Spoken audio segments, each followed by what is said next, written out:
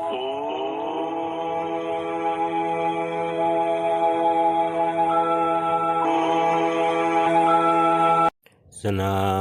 ધર્મની જય, સતગુરુ દેવની જય।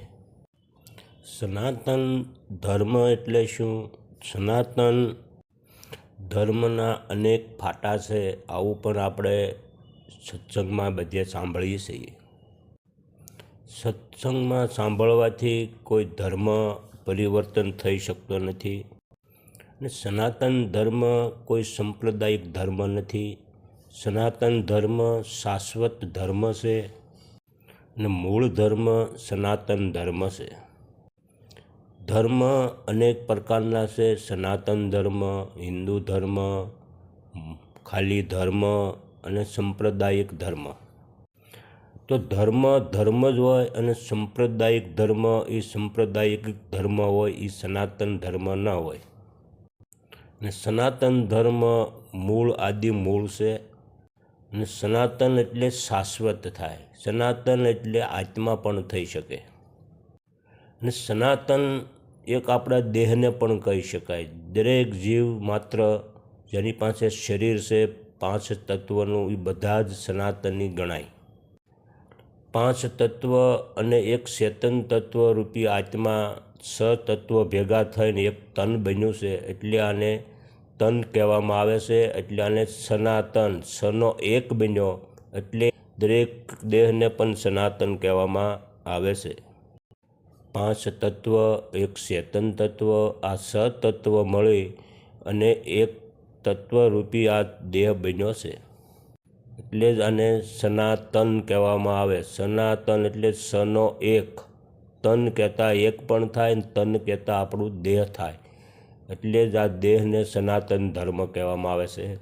અને દેહને સનાતન ધર્મ એટલે કહેવામાં આવે છે કે આ દેહ દ્વારા પરમાત્મા નિર્ગુણ, નિરાકાર, સાકાર બધાયની સાક્ષાત કરવો હોય તો આ સનાતન ધર્મ વગર શક્ય નથી।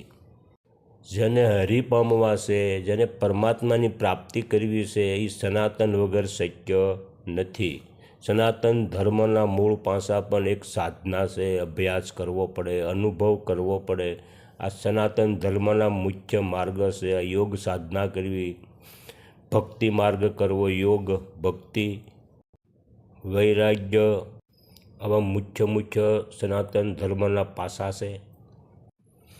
અને ગુરુ મંત્ર દ્વારા અભ્યાસ અનુભવ કરે એ જ સાચો સનાતની છે। ગુરુ દીક્ષા લીધા પછી કોઈ અભ્યાસ કે અનુભવ ન કરે એ સનાતની ના કહેવાય, એ સાંપ્રદાયિક ધર્મ કહેવાય। કેમ કે ગુરુ પાસેથી જ્ઞાન લેવાથી જે કંઈ આપણને જાણકારી મળે છે એ ખાલી સમજણ મળે કે આ તત્વ, આ વસ્તુ આવી રીતે છે। આવું જાણવાથી પણ આપણી મુક્તિ થતી નથી। અને આ જાણવું અને માણવું હોય તો સાધના કરવી પડે। સાધના એટલે અભ્યાસ અનુભવ પણ કરવો પડે। અને અભ્યાસ અનુભવ કરવો હોય તો આપણા દેહની જરૂર પડશે અને દેહ હશે તો જ એ અભ્યાસ અનુભવ કે સાધના કરી શકશે। તો આ દેહ છે એ જ સનાતન છે અને આને જ સનાતન ધર્મ કહેવાય। અને અનુભવ અભ્યાસ દેહથી જ થાય છે, એટલે જ આને આપણે જય બોલાવવામાં આવે, આને ધર્મ કહેવામાં આવે, એટલે જ આને મૂળ ધર્મ સનાતન પણ કહેવામાં આવે છે। અને બીજા અનેક ધર્મ, સાંપ્રદાયિક ધર્મ છે, એની અંદર જો સાધના કરવામાં ન આવે, કોઈ અભ્યાસ કરવામાં ન આવે, કોઈ અનુભવ કરવામાં ન આવે તો એને સનાતન ધર્મ ન કહેવાય, એ સાંપ્રદાયિક ધર્મ કહેવાય। અને આ દેહ વગર સત્યની પ્રાપ્તિ પણ નહીં થાય। ભક્તિ પણ આપણે કરવી છે તો આપણા શરીરથી જ થશે, સેવા કરવી છે તો શરીરથી જ થશે। તો આ દેહ વગરનું આપણે કશું પણ કરી નથી શકવાના। અને આ દેહ છે એ જ સનાતન તત્વનું બનેલું સતત્વનું દેહ, આને જ સનાતન કહેવાય છે। કેમ કે આપણે સ્વ તો કાંઈ કરી જ નથી શકવાના। આ દેહ પણ આપણા હાથમાં નથી, દેહની ઇન્દ્રિયો પણ આપણા કૈયામાં નથી, કારણ કે દેહની અંદર બેઠેલો આપણો આત્મા રૂપી પરમાત્મા છે, એની ઈચ્છા મુજબ જ બધું થાય છે અને એ જ કરતા હરતા છે। તો દેહથી સુખી થાય છે, દેહથી પણ દુઃખી થાય છે. આ જ એક શાશ્વત સનાતન ધર્મ છે, સંગ છે. કેમ કે તમામ સુખ આપણે શરીરની ઇન્દ્રિયો દ્વારા ભોગવવું છે. અને 5 વિષયો દેહ સાથે જોડાયેલા છે, તો વિષયો દ્વારા પણ આપણે આ દેહથી જ સુખ ભોગવવાના છીએ. અને ભક્તિભાવ પણ દેહથી જ કરવાના છીએ. અને પછી આપણે કહીએ અમે સનાતની નથી ના હોય. કેમ કે સાંપ્રદાયિક ધર્મ એક સાંપ્રદાયિક ધર્મ છે અને સનાતન ધર્મ એક સનાતન ધર્મ છે.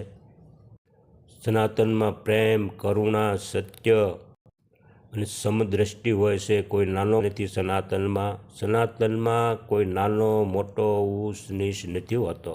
આ અમારા ધર્મનો નથી એવું પણ સનાતનમાં બોલવામાં નથી આવતું. સનાતનની મૂળ સાધના આધ્યાત્મિક સાધના છે અને આનાથી જ ઈશ્વરની પ્રાપ્તિ થશે. છે કે એક જ ધર્મ એવો છે સનાતન કે જેના દ્વારા અવિનાશીને પામી શકાય, પરબ્રહ્મને પામી શકાય છે. આ એક જ ધર્મ સનાતન છે અને સનાતનથી મોટો કોઈ ધર્મ નથી. 14 ભુવનમાં એક જ સનાતન રૂપી બીજ રમી રહ્યું છે કે જેનાથી અવિનાશીને આપણે પામી શકીએ. તો આ સનાતન ધર્મના મૂળ પાસા દયા, ક્ષમા, પ્રેમ, કરુણા, આ સમત્વ, આવા મૂળ જે અંગો છે સનાતનના, એના દરેક સાધકને પહેલાં ધારણ કરવા પડશે, જેનાથી આપણું મનને એ બાંધી શકે છે. અને સનાતન ધર્મની મૂળ દ્રષ્ટિ એક સમત્વ છે. જ્યાં સુધી મમત્વ છે ત્યાં સુધી સનાતનની અંદર જઈ ન શકે. સનાતની સૌ એમ પણ ન કહી શકાય. સાધકને જ્યાં સુધી સમત્વ પ્રાપ્ત ન થાય ત્યાં સુધી તો અવિનાશી જોઈ જ ન શકે. ગમે એવી સાધના કરે, ગમે એવું ભજન કરે, પણ સમત્વ ન પ્રાપ્ત થાય, સમદ્રષ્ટિ જ્યાં સુધી ન પ્રાપ્ત થાય ત્યાં સુધી અવિનાશી દેખાય એવો નથી, જણાય એવો પણ નથી. અને દરેક જીવની ઉપર દયા રાખવી એ જ એક આત્માની મોટામાં મોટી પૂજા છે. આ જીવ એક સંચિત પ્રારબ્ધ અને ક્રિયામાન કર્મમાં જ બંધાયેલો છે. એટલે જ આવા જવનના આપણા ફેરા મટતા નથી. અને જ્યારે આપણું સ્વસ્વરૂપ નિજ સ્વરૂપનો જ્યારે અનુભવ થઈ જાય છે, અનુભવની જ્યારે પ્રાપ્તિ થઈ જાય છે, ત્યારે કોઈ પણ કાળ પુરુષ પણ આપણને પકડી નહીં શકે.